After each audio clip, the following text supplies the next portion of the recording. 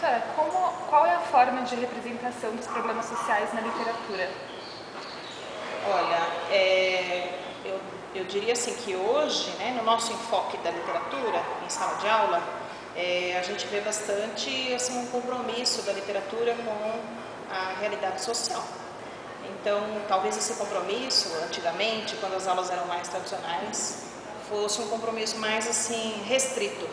Hoje não, hoje nós temos um tratamento assim, bastante amplo dos temas sociais, desde os conteúdos da primeira série até a terceira. Vou te dar um exemplo. Se a gente pega, por exemplo, uma obra de José de Alencar para estudar, como Iracema, né? Então sempre é uma questão de tratar o tema indígena, né? E como os indígenas hoje são vistos, mas não só hoje. Então a gente pega a realidade da época retratada por José de Alencar, vamos supor a idealização do indígena, mas é uma idealização injusta para com o indígena. O indígena é comparado ao europeu, né? O indígena ele é visto como bom desde que ele seja, desde que ele tenha um comportamento parecido com o comportamento do homem branco. Então isso já aparece na literatura lá do romantismo no segundo ano, por exemplo, né? Então dá para você pegar esse enfoque de Iracema e comparar com o enfoque da literatura de descobrimento, da literatura informativa em 1500. Então esse tema, por exemplo, da literatura informativa, ele vai ser tratado na primeira série. Aí lá na primeira série a gente pega as cartas dos cronistas do descobrimento, quando eles mandavam lá para o imperador, né, para o rei, falando a respeito de como eles encontravam os povos indígenas e como eles eram e assim por diante. Dá para trabalhar, digamos que as diferenças culturais, como que o preconceito se manifesta. Porque, por exemplo, o viajante vinha para cá e chamava o Brasil de matagal, né? De mata, o nativo de selvagem, né? Falava que as indígenas não cobriam as suas vergonhas, digamos assim.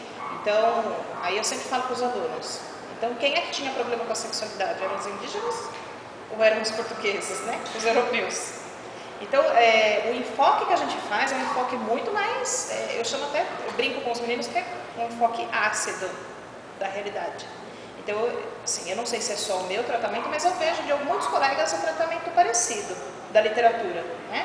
De pegar esses autores, porque os próprios autores muitas vezes estão tecendo as suas críticas. É que muitas vezes você está tão preocupado em analisar uma obra literária para o vestibular ou para fazer uma prova, que você se esquece de que existem outros compromissos dos escritores, dos autores, com o seu tempo. Então, eu costumo dizer para os meninos, não estranhem a forma do escritor falar, escrever, mas sim aproveitem aquilo que o escritor pode ensinar para vocês. Até a maneira como não tratar o seu tempo, né? Sendo, por exemplo, preconceituoso, sendo materialista. Você pegar um escritor parnasiano, ele é extremamente materialista. Aí eu explico para eles, olha, por que ele está sendo materialista? Vamos, por exemplo, comparar essa forma dele se relacionar com o seu tempo, né, dessa forma materialista, com o tempo atual, século XXI. Né? E aí eu comparo com a geração shopping center, a geração consumidora, né, os carros de últimos modelos, que são muito parecidos, inclusive só muda um detalhe.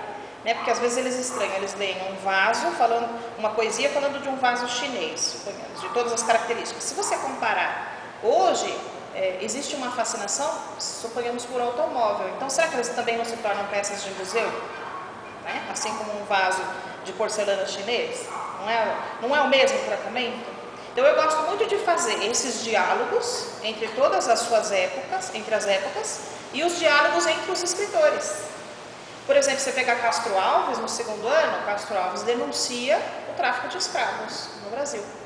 Então, você tem que mostrar a importância de um Castro Alves e da sua coragem para o seu tempo. Ele era abolicionista, né, o Castro Alves. Só que as pessoas não percebem isso, né? Elas vão perceber um outro olhar. Acho que o mais importante não é só o comprometimento da literatura com a sociedade.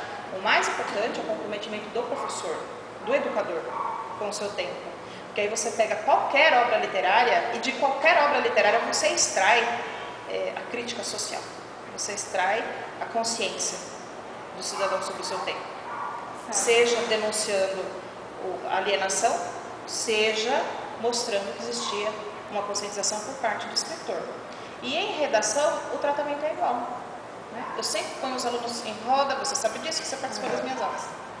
Os meninos ficam em roda e nós vamos debater. De que forma. Por que a Iracema lá era tão submissa ao marido? Porque tinha uma submissão, a suposta submissão do indígena em relação ao homem branco. Mas estudando outras realidades do Brasil, a gente sabe que não foi bem assim. Os índios foram massacrados, né? Então não era uma submissão, né? Era um tratamento cruel contra o indígena. E aí essa submissão da Iracema, né, as meninas falam assim, então, se fosse hoje, ela foi tonta, né, ela foi submissa, não sei o quê. Aí desse tema dá para você extrair o tema da violência contra a mulher, que é um tema muito presente hoje no Brasil, um tema urgente, né? Por que as pessoas hoje, as mulheres ficam falando, será que com a Dilma no poder, né, vai mudar? Porque as mulheres continuam sendo massacradas.